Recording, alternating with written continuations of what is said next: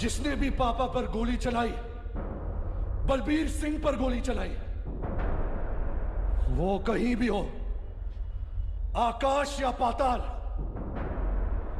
वो मनुष्य हो या राक्षस, चाहे उसे दिन छुपा या रात, मैं वादा करता हूं अपने हाथ से गला काटूंगा उसका।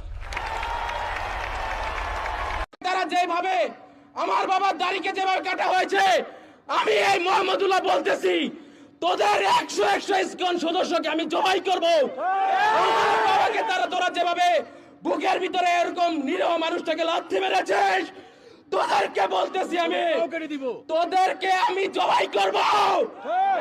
এই বাংলা দাঁড়িয়ে আমি বলতেছি, মোদি, আমার বাবাকে তোরা যেভাবে উলঙ্গ করেছিস, আমি তোর ধুতি খুলবো, তোকে জবাই করব।